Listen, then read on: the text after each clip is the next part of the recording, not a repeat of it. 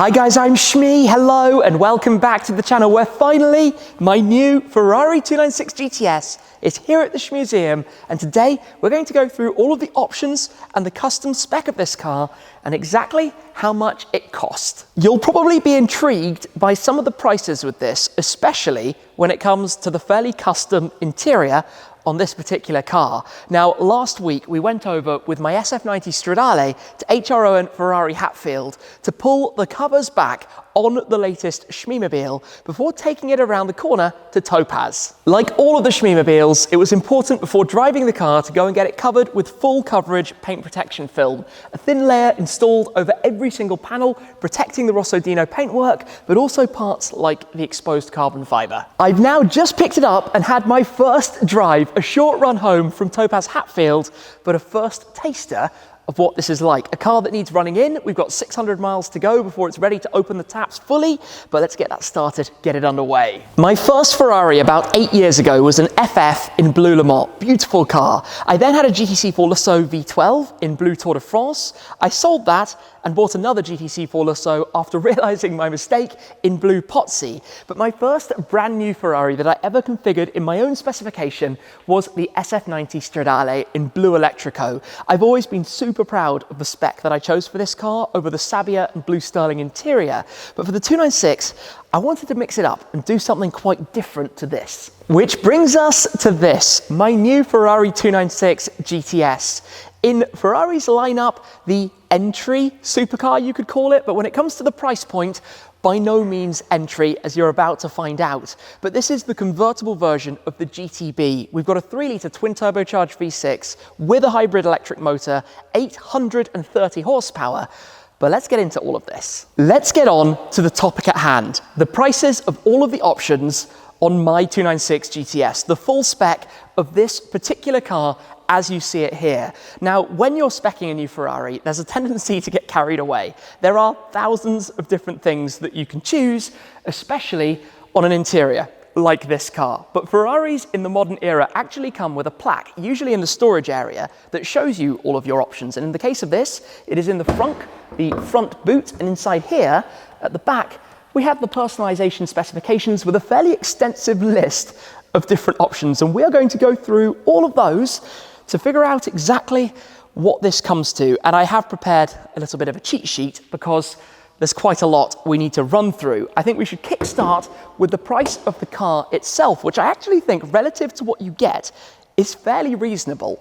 Of course, this will change in different markets, and even a car next year will obviously be slightly more expensive than a car now as the price lists are updated. But the 296 GTS here in the UK at the time of recording is £278,617.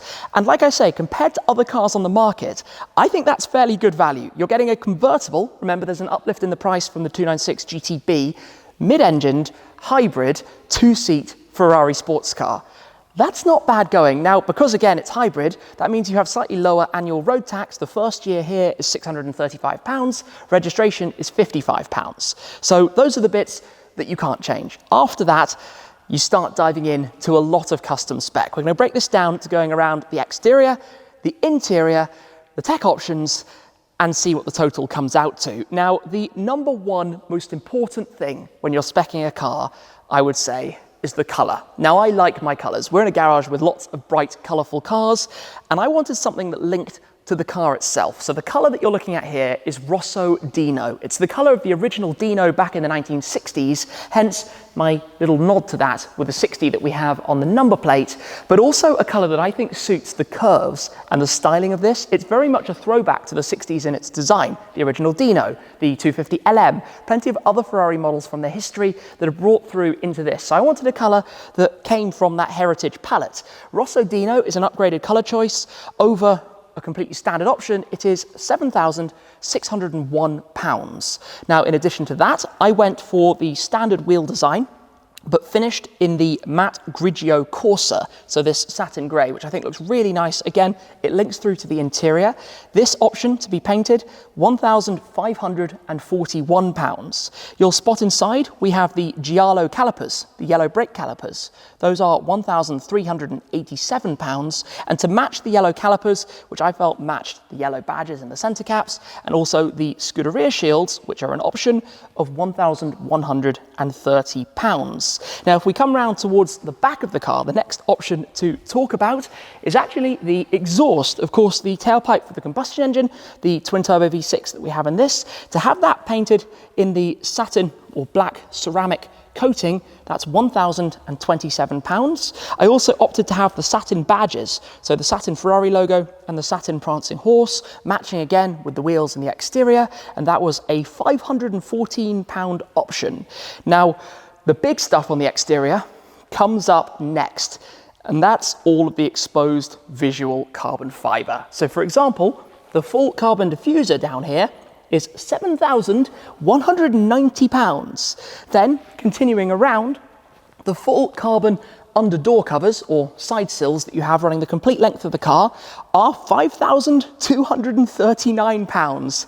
I know what you're thinking, we're not even done yet. Around at the front, we've got the carbon front splitters around the side, £4,622.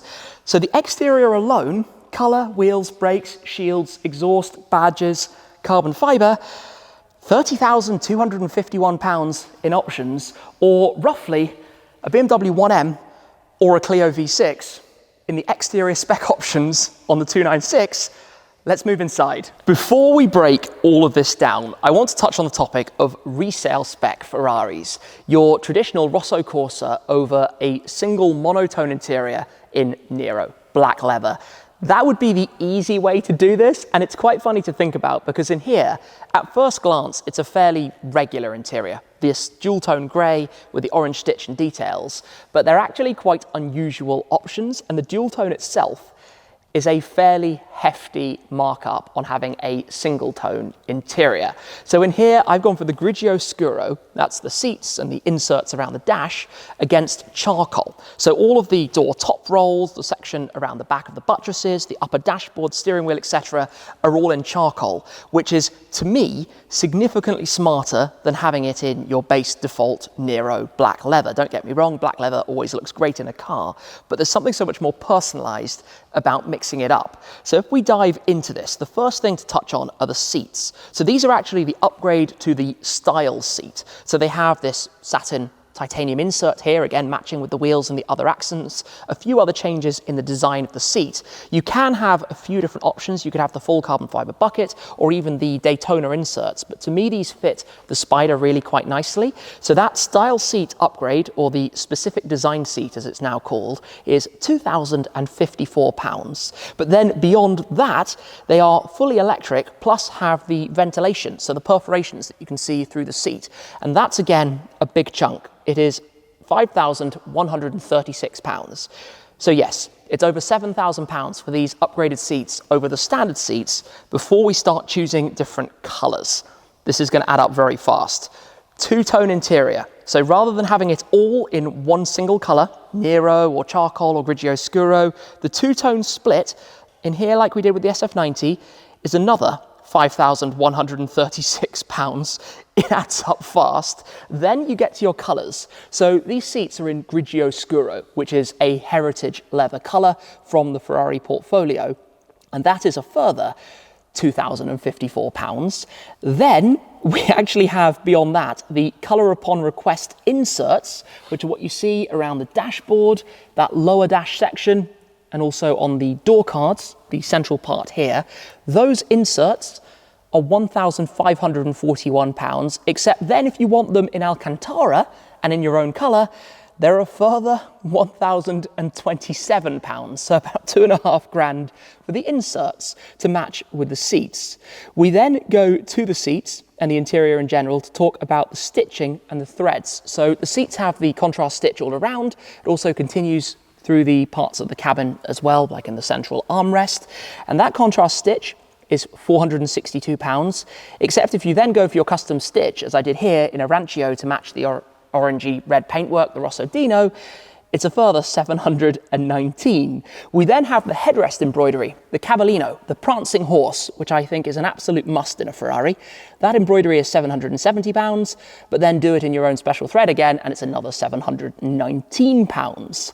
Then we have the coloured inner details. So within the backrest and the base of the seat, we've got these charcoal interior details. The black that you see here is standard, but this charcoal leather stripe is an option, and that is another, you guessed it, £719. Now, if I step in here very quickly, I kept the carpets and floor area in here fairly plain. It's a usable car, it's a convertible, we'll do fairly good miles in it, so I don't want it to get too dirty and messy. And we move to the steering wheel. On the steering wheel, to have this in charcoal leather, the side grips, the centre always has to be Nero.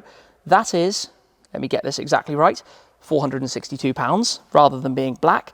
And the last interior option is the carbon LED driver zone. That gives you the carbon fibre over the top with the shift lights here and the carbon down at the bottom on the steering wheel with all of the touch controls. That's a big one, you guessed it. £3,082 for the upgrade instead of it just being the plain silver that you would normally have. That means the interior options over effectively a black interior with black stitching come to, it's quite painful, £23,881.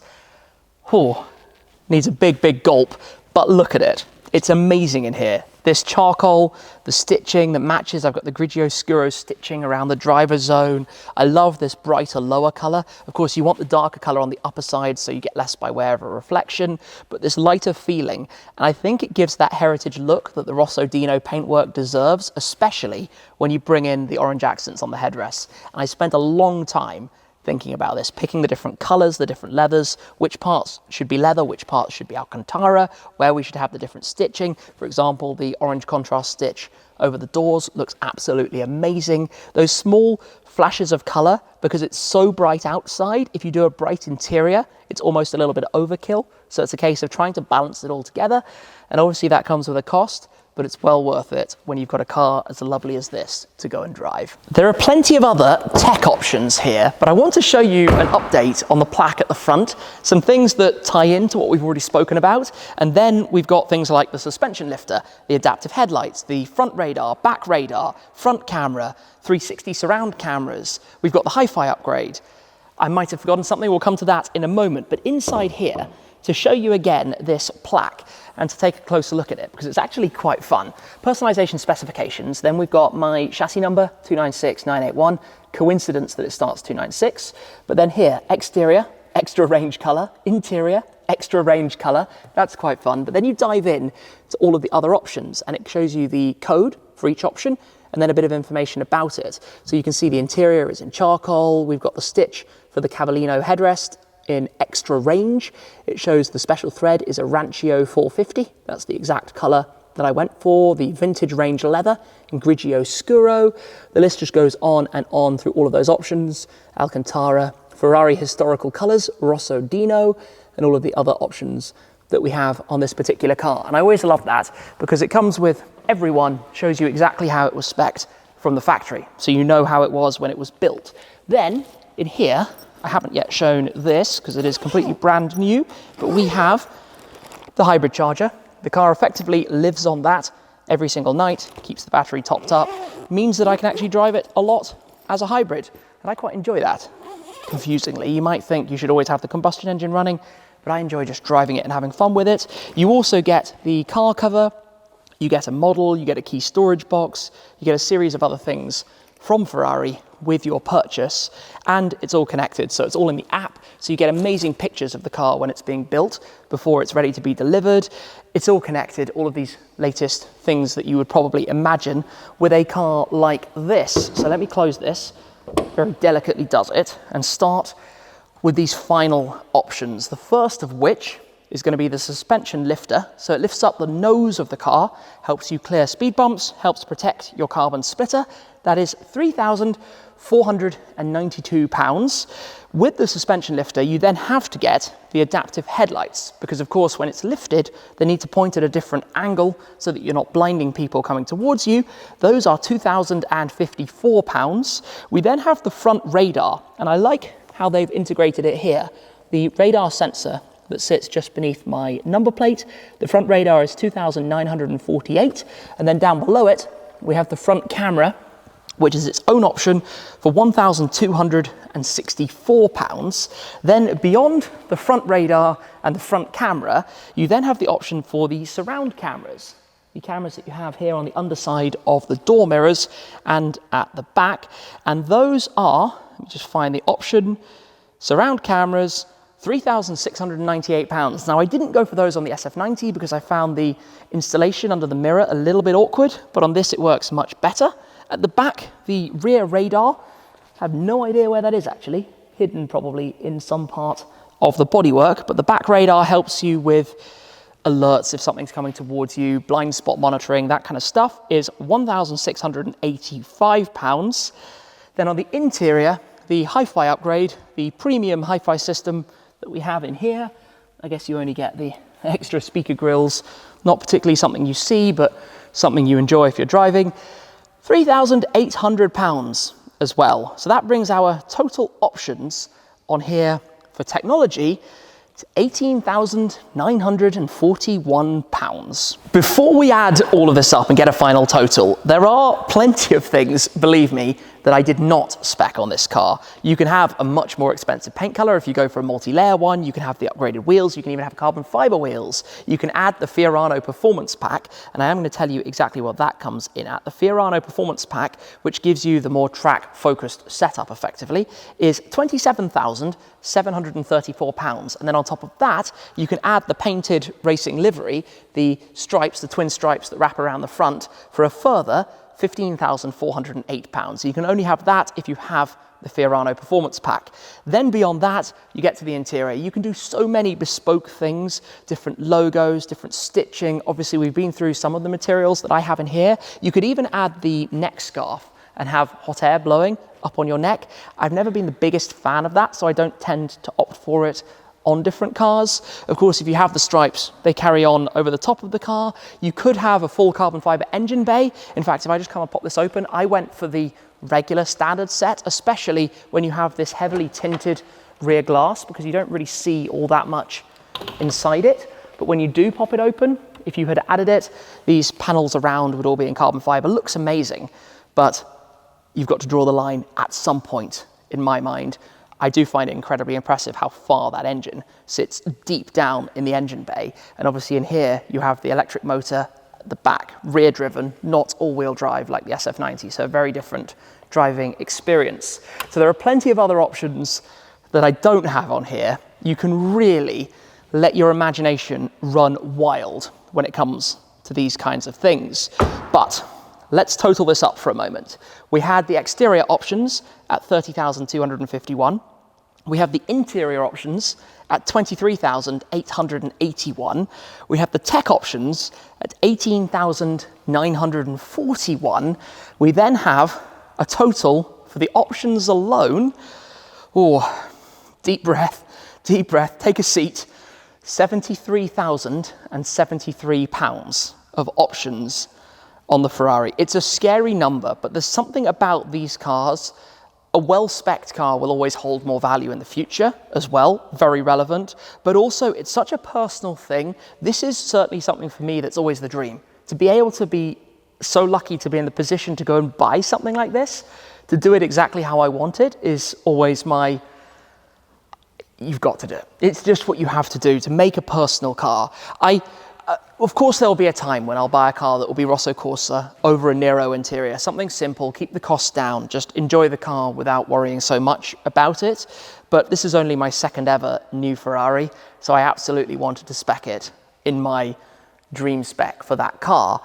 Add those options to the base price of £278,617, the road tax of £635, the registration of £55, and we have our total for this 296 GTS, voice going a bit squeaky almost at the number, £352,380.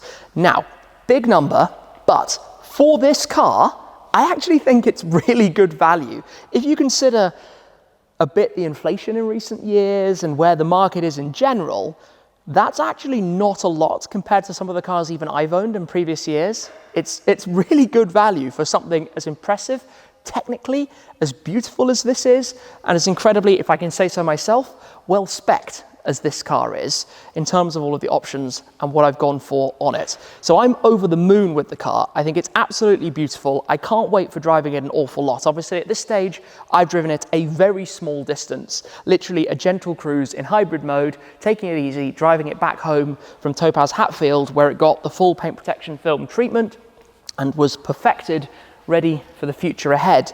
The frustrating timing thing is that I'm about to go away for a while, so it's going to sit pretty before it's been run in. It needs 600 miles of driving, 1,000 kilometers, until it can be unleashed and enjoyed. And with my SF90, I picked up that car and drove it the next day from Italy up towards Germany, and it was done in basically a day.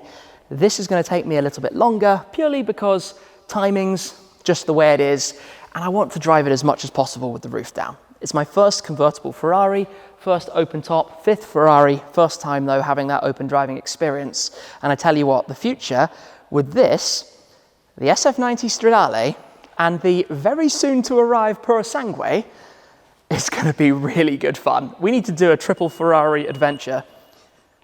They like to beep. That was the car locking because I've got the key and walking away from it. But I have slightly learnt how to beat that. If you go to the car and you have the door open, and then you press unlock, in theory, when you then close it, it will stay unlocked. Fingers crossed. In theory, that's what's supposed to happen now, but obviously I hadn't pressed it. Front plate, I know a lot of people are like, why would you do that? It ruins the look. We're here in England. The law says you have to have it. I like to drive a lot of miles, and I don't want to worry about being pulled over for something as silly as not having a front plate on the car, so just got to accept it, go with it, and the fact that it has this nice 60 nod to the 60s Dino, for me, just makes it work anyway, and we roll with it. So I've been lucky to drive 296s, both the GTBs and the GTSs, on a number of occasions before, in fact, including the HRO and Ferrari demo car that came to visit. This has been fantastic, buying it from HRO and Ferrari in Mayfair, as I have done with, well, the GTC Veloso and the SF90. But now you know the full cost, the full breakdown, 352,000 or so pounds in total for this 296 GTS. Should I have gone with a resale spec? Should I have done something completely different? Who even knows? All I know is that I'm super happy with how it's turned out and very, very grateful to be in the position to be able to enjoy the driving ahead with this car. So thank you very much for your support. Without you guys, it wouldn't be possible. It is hugely appreciated. But that's it for this time, and I'll see you again very soon. Cheers.